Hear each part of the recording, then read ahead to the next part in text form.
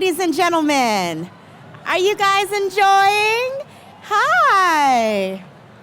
Well, I just wanted to say welcome, welcome, welcome to Freedom in Farming.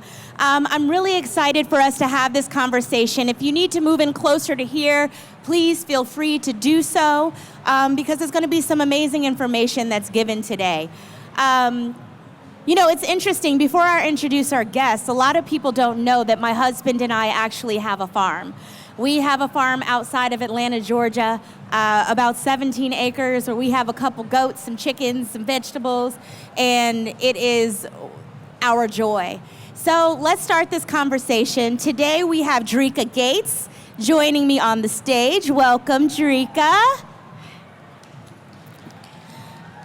Next we have Clarenda Farmer C. Stanley coming out. And last but definitely not least, we have Dr. Bill Relaford. Please come on out. So hello guys, welcome. How you doing? Hi. How are you feeling? Great. Fantastic. Okay, well, let's jump right into it because we don't have a lot of time, but we want to make sure that we give as much information during this time that we can. So I just want to start first. We're going to start with you, Drika, since you're right here. Tell me how you go from music industry, wife, husband with career who's all over the place in LA, to farming in Mississippi. I literally had this crazy awakening, epiphany, whatever you want to call it. I just got the itch to go to the farm. And so at the end of 2019, something just came over me and told me, girl, you need to go to the farm. See, you can still be fabulous and farm. Let's just say that right now. Yes. So Farmer C, what I love about your farm is it's different. You grow a lot of medicinal plants. And people don't realize that is our heritage, that is our ancestry, our lineage. So I'm really interested to hear, because I know you were doing something very different before you started farming, and in a very untraditional sense of farming. How did you end up in North Carolina with a medicinal farm? Well, I'll give y'all the Cliff Note version. Okay. There was a man. It always starts with a man. There was a man. He was stressing me out a little bit, so I needed some herbs to kind of calm that thing down. Okay. He was going through an extended career transition. And I asked him what he wanted to do. He said he wanted to farm. Turns out he really didn't want to work. So, I got to the point I want to keep what appreciates. The land did, the man did not. So I decided to grow medicinal plants and herbs. Do you still grow that other medicinal plant and herb? Yes, I grow diverse medicinal plants and herbs. Is it possible to raise the volume on my mic, please? I'd appreciate it, because we're competing with a lot of sounds. Okay, so, Dr. Bill Relaford. How you doing today? Tell me how you go from seeing patients in the office to having, one of the largest black-owned farms in Southern California. In yes. Southern California? Yes. In addition to a vineyard? Yes. So please tell me how that happened. You know what? Me specializing in diabetes, I realized that our patients needed to see real health care from the ground up. So now I'm growing the fruits and vegetables my patients need. So for me, this is my way of really walking the walk and talking the talk and growing what our people really need to see. Black farmers have a place in dealing with health disparities and cardiovascular disease in our black community. And I want Bloom Ranch to be the pilot and the beacon of what we can do when we grow our own food and feed our own people. Absolutely. Definitely clap it up for that. I think what a lot of people forget is that this is our heritage. We didn't start as slaves. And when we came over, we brought with us seeds, we brought with us rice, we brought with us the knowledge of farming that allowed this country to be what it is. So I'm really interested because, unfortunately, as black people, we've moved away from farming. We've moved to the cities. So seeing the disparity, tell me, Dr. Relaford, some of the things that you are doing to just close the divide from access to the fresh, the vegetables, the food that's medicine for our body, and the people who truly need it, who look like us? Thank you for that question. One of the things we're doing, we're launching in actually about a week, the Bloom Ranch subscription program. We're going to ship directly from the farm to people in Southern California and some of those food deserts. No one in between, no wholesaling. We're going straight from the farm. Anyway, many times farm to schools and farm to medical centers. So we want to be a beacon of hope and a pilot about black farmers using their cultural sensitivity to feed our own people. We're talking about controlling our own nutritional destiny, taking control of our own health, taking it in our own hands. So that's what we're doing at Bloom Ranch with our Bloom Ranch subscription program. And before we end, I definitely want to give you all the opportunity, and we'll do it at the end, so that people can find you guys. So I'd like to ask you, Farmer C, with your medicinal plants, I also know that you then turn them into products. Tell me about your products and how they're used. Yes, so my approach to farming is very much from the entrepreneurial angle. Okay. I grow to self-source for my own products, as well as I contract with other black farmers to source for our products. In addition, we received a USDA grant of $500,000 for the Black Women Regenerative Farming Program. That's right. So putting money back into farmers' pockets so that they have the economic prosperity that's needed to be the economic catalyst that we often are for our community. Because that's the key. A lot of people want to make the money. And what I always tell people, you follow your passion and the money will come. So I love what you're doing, because it's also about, once we have the money, how do we continue to circulate it within our communities? So I'd like to ask you, because I know you have 5 acres of blueberries. Blueberry season is just ending. We have blueberries as well. Yeah. But you also have planted other plants yourself. Tell me about some of the other trees and plants that you grow on your farm. Okay, so actually I planted a couple of apple trees, which actually we got some apples this season, so I was so excited for that. But I'm growing over 60 different types of fruits and vegetables. I have plums, apricots, pomegranate, kale, all different types of lettuces, tomatoes, like eggplant. I could go on. You have it all. And she has camels, and she has goats and peacocks. I'm trying to talk my husband. Where's my husband? I'm trying to talk him into peacocks right now. So I'm gonna need your help. I got you. Backstage, because let me know where you got your peacocks from. I'm coming to Mississippi to give you some peacocks. Got you. So what advice would you give, and I'd like each of you to give a piece of advice. What advice would you give to people sitting in the audience and being like, oh, that's cool, y'all decided to go farm and, what have you, but how can you inspire other people? Because people don't realize, even if you have an apartment, you can grow some tomatoes on your balcony. Yep. So what piece of advice would you give everyone to segue into growing whatever you can of our own food? For me, I would say to start low. Start low and go slow. We have windowsills and you have balconies, just like you just said. Like, there are such things as microgreens that you can grow on your windowsill. They have these little small ready-to-grow kits that you can purchase online. But really just start small and just think about some of the things like herbs and little things like that you already consume, and just start there. It's super rewarding. What would you say? If you're interested in farming as a career, the USDA only requires that you have 1/100th of an acre in order to be a farm that's recognized by the government. So I would say do your market research. For y'all who didn't hear, 1/100th of an acre, and you need to make $1,000 in agricultural sales. So for those that are interested, I would say do your market research. And as far as growing, I would say, piggybacking on what Drika suggested, is to start low. Tomatoes, peppermint, there are things that are very easy to produce. Okay.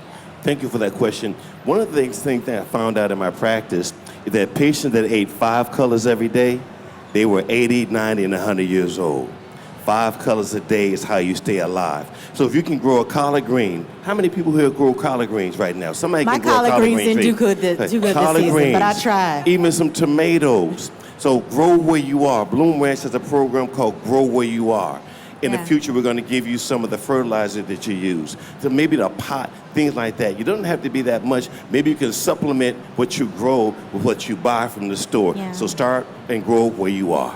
Absolutely. I want to keep it with you, Dr. Relaford, because we had the opportunity to meet a couple weeks ago.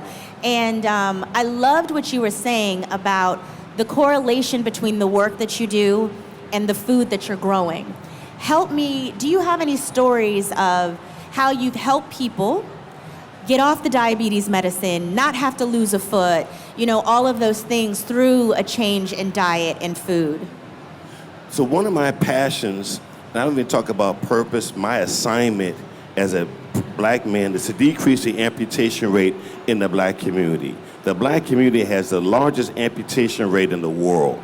So this is Bloom Ranch is another part of my mission to address that whole issue.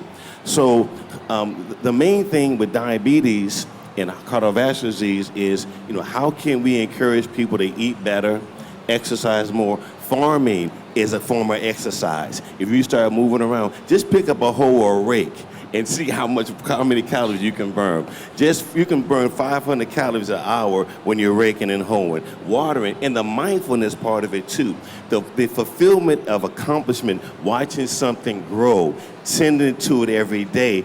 Come tomorrow, it was a flower. The next day, it's a piece of fruit. That gives you that sense of accomplishment. That's why even my senior citizens in some of the homes, they live better. They have better stress levels, lower stress levels when they can tend to something, a goldfish or a plant or a flower. It's good. One thing I do every morning is grounding. I don't know if you're familiar with it, but it's simply connecting with the earth. Like when I walk my dogs in the morning, I do it barefoot in the grass. And it's that moment for me to express gratitude, to set my intentions for the day. And it really does change the trajectory of that moment and that day, because your energy flows where your attention goes. So if you are desiring and putting forth the energy for this to be your best day, you'll see a very difference in the outcome of that day.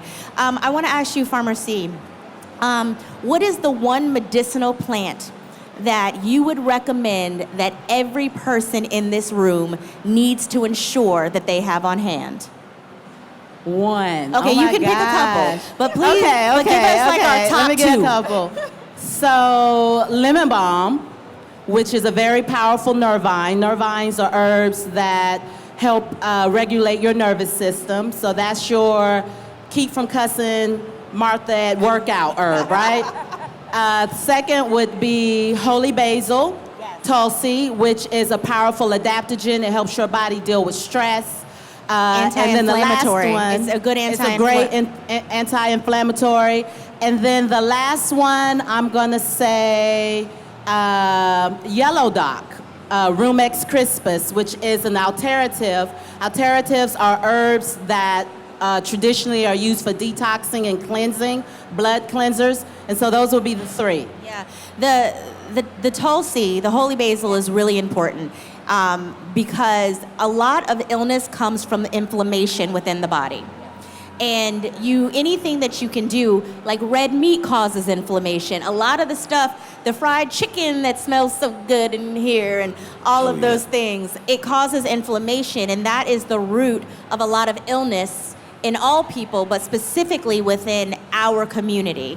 So I'm gonna ask you, we asked about the herbs. I'm trying to see, is there anything or any advice? I mean, I wanted to add to you with the, so I grow turmeric and ginger as well. Okay, turmeric and ginger. And those I feel is one of those set it and forget it kind of things. Like you don't have to really tend to them too much. So that's also something that's very good to grow in your garden. And it's good for the body, helps decrease inflammation. So yeah. Okay, good. So I want to say, is there anything that I haven't touched on so far as we're winding down that you would like to offer?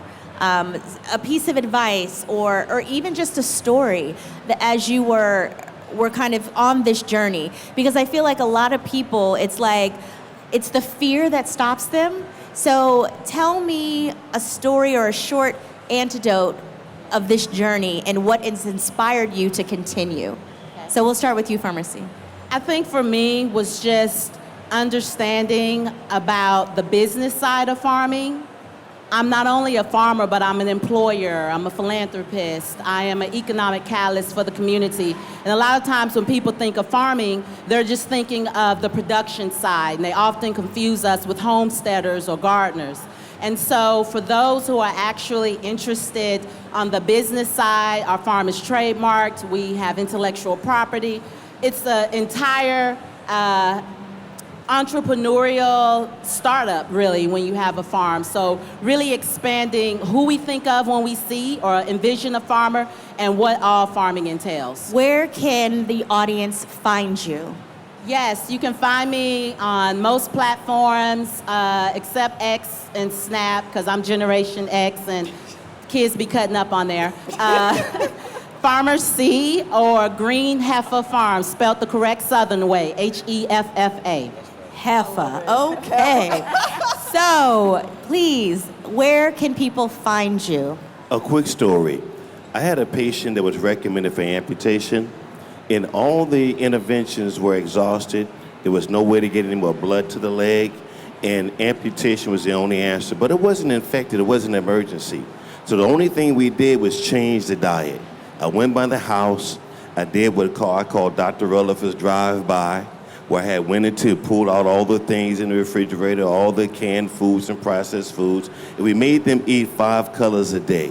That wound healed, and that patient continued to walk. Somebody here right now knows somebody who's either had an amputation, is recommended for amputation. You ask that doctor, you tell that family, change your diet, at least you can do your part to make yourself not at risk of an amputation. Yeah. You can find me at Bloom Ranch, on Instagram. My daughter's here. She knows all these different things right here, but she can help me out a little bit. But go to bloomranchofacting.com. Like, don't call your daughter out, because they're all going to go find her.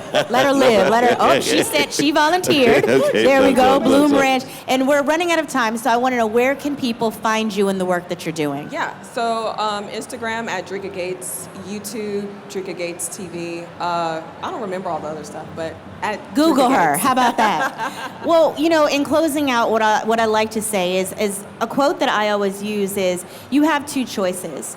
You can either pay for it on the front end or the back end. You can pay for it in the form of healthy food, organic food, the best locally grown food, which, you know, I get it. Stuff's expensive now. But guess what's more expensive? That doctor bill in the back end. So, you know, just keep that in mind as you go out, and recognize that, you know, all of these people, as well as myself, started somewhere very different, and we've migrated to this space. So just how we've done it from a variety of different backgrounds, it is not out of reach or out of touch for each and every one of you.